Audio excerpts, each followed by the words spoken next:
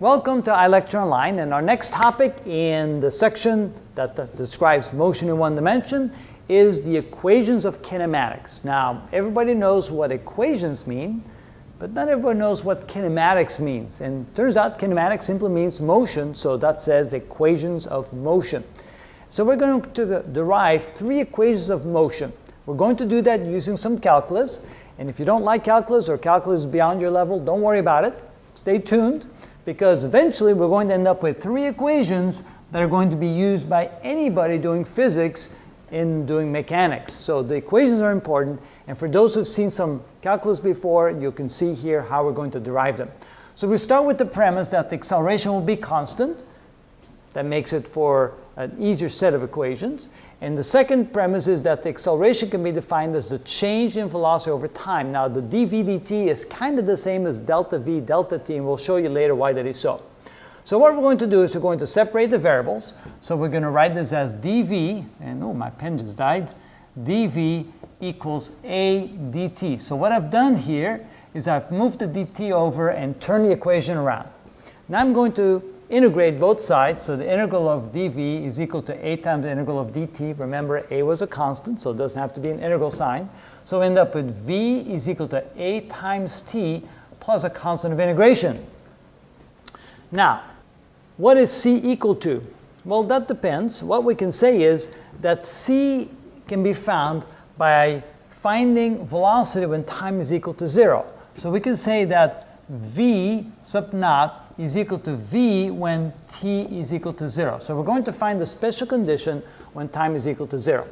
So v sub naught, which is equal to v when t is equal to 0, is equal to a times, now we're going to replace the t by the 0, plus c. Now that's called the initial velocity. V with a little 0 underneath, that's actually a sub naught as we call it. That means that this is the velocity when time is equal to 0. And now we can see that the constant of integration equals that amount right there. So this constant of integration simply means that's the velocity when time is equal to 0. So this equation can now be written as v is equal to at plus v sub naught. And we like to write v sub naught first, so we're going to write v is equal to v sub naught plus at. And that is our first equation of kinematics. And let's write it up here as a summary. So the velocity is equal to v sub naught plus acceleration times time. So what this really means is that you can calculate the velocity of any object as long as you know what the initial velocity is when time is equal to 0, how fast it's accelerating, and how long it's been accelerating at that acceleration. And then you can find the velocity at any time. So that's our first equation. We'll see some examples of that later. All right. Secondly, now we're going to write the definition of velocity. dx dt is equal to velocity. So that's the definition of velocity. It's the change in distance over time. And since velocity is equal to this, we can replace that by that. So we can say this is equal to v sub naught plus a times t. What I'm going to do now is move the dt over to the other side, so we can write that dx is equal to v sub naught plus at multiplied times dt. And now I can go ahead and integrate both sides. If I integrate the left side and integrate the right side, what do I get? Well, let's move over here where we have some more room. When I integrate dx, I simply get x. So x is equal to, when I integrate this first term now, v sub naught is just a constant, so it's v sub naught times dt. When I integrate that, I get v sub naught times t. When I integrate at dt, notice that t integrated becomes t squared divided by 2. So this becomes plus 1/2 at squared. And then finally, of course, I still have a constant of integration on both sides, which I can combine and write plus c. Now again, we want to know what that plus c is. I think I know what that is, but let's figure it out. Again, we can solve for c by defining that x sub naught is equal to x when t is equal to 0, right? When time is equal to 0, x simply becomes x sub naught. So we can then say that x sub naught is equal to v sub naught times 0, because I'm replacing t with 0, plus 1/2 times, this would be a times t squared, and again t is 0, so that's 0 squared, plus the constant of integration. Notice that this term is 0, that term is 0, which means that the constant of integration is equal to the initial position or the initial distance of the object when time is equal to 0, which means that if I want to rewrite this equation, I can say that x is equal to v sub naught t plus 1/2 at squared plus, now the constant is now going to become x sub naught. And then we rearrange the terms so we can write that x is equal to x sub naught plus v sub naught t plus 1/2 at squared, and that becomes the second equation of kinematics. So we first had an equation to determine the velocity of an object. Now we have an equation to determine the position of an object. And of course, both of those are as a function of time. So if you really want to write it correctly, I guess we could write it like this to clarify just a little bit more.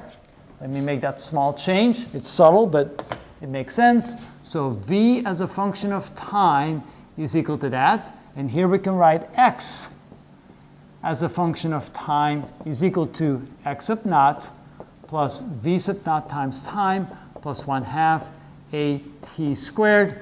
Remember, x is position, v is velocity, acceleration is time. So using some integral tricks here, we found the two equations of kinematics.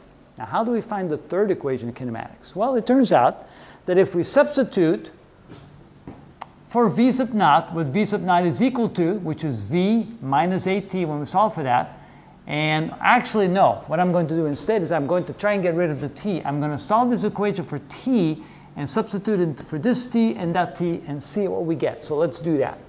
So taking that first equation of kinematics, I have v is equal to v sub naught plus at, which means that if I move the v sub naught over here, I get v minus v sub naught is equal to at. If I now divide both sides by a, the a's cancel out, so t is equal to v minus v sub naught divided by a. And I'm going to substitute that for this t right here and this t right there. So when we do that, we get x is equal to x sub naught plus v sub naught times v minus v sub naught over a plus 1/2 times a times v minus v sub naught quantity squared. And of course, I can't forget the divided by a. All right. Notice that this equation will become the third equation of kinematics, and it doesn't have a t in it. That's a very handy equation because sometimes we're given a problem and we're not given the time and we need an equation to solve the problem with. It'll be this equation right here. So let's simplify that equation algebraically. So we need to square this. So that means we get x is equal to x sub naught plus, I'm going to multiply this through, so I get v naught v over a minus v sub naught squared over a. So simply multiply this through. I get plus 1/2 a divided by, now if I square the denominator, I get a squared. So I'm going to write a squared right there. And then notice right away that this a and one of those a's will cancel out. Times the numerator squared, which is v squared minus 2v v sub naught plus v sub naught squared. Right away, I'm going to simplify that. It looks mean and ugly, but stay with me. It's not that bad. I'm now going to multiply the 1/2 times what's in here. And so I get x is equal to x sub naught plus have v sub naught v over a minus v sub naught squared over a, and then plus 1/2 v squared over a, because I still have the a from the denominator right here. And then it's minus, the 1/2 cancels out the 2, so it's going to be v sub naught over a, and then 1/2, 1 over 2a times v squared here, we get a plus v sub naught squared over 2a. Well, here we have a v sub naught v over a and a minus v sub naught over a. So this cancels out that. I like that. When I can cancel out things, I'm a lot happier. All right, now notice that I have a minus v sub naught squared a, and I have a plus 1/2 v sub naught squared over a. So a minus whole and plus a half. That's minus a half. So what I can now do is over here, I can say that I have x equals x sub naught. I'm going to combine this term and this term, which gives me minus 1/2 v sub naught squared over a, so that takes care of those two, and then have plus 1/2 v squared over a. I think I'm almost there. I'm now going to move the x sub naught to the other side. I'm going to factor out a, I'm going to factor out a 1/2 or 1 over 2a. All right, let's do that. So we have x minus x sub naught equals, if I factor out a 1 over 2a, I will have left a minus v sub naught squared plus a v squared. Now I'm going to multiply both sides by 2a. So that means I have an x minus x sub naught times 2a is equal to minus v sub naught squared plus v squared. Now I'm going to move this v sub naught squared to the other side. It's negative, it will become positive. So now we can say that we have v sub naught squared plus 2a times x minus x sub naught is equal to v squared. And now, if we rearrange the equation, we now have our third equation of kinematics. And so now we can say that the v squared, which of course is a function of time, is equal to v sub naught squared plus 2a times the change in x, x minus x sub naught. And this now becomes the third equation of kinematics. So we have equation number 1, which is define velocity as a function of time.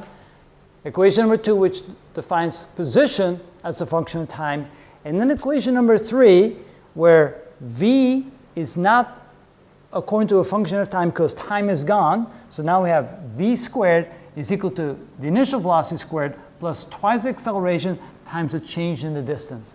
And these now become the 3 equations of kinematics, which will guide us through the rest of this section.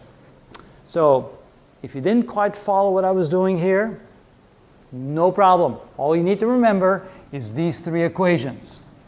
If you do know a little bit of calculus, then you can see how the definition of acceleration and the definition of velocity helped us find those 2 equations, which then when combined and solved simultaneously, so we can eliminate time, we end up with our third equation of kinematics that does not involve time.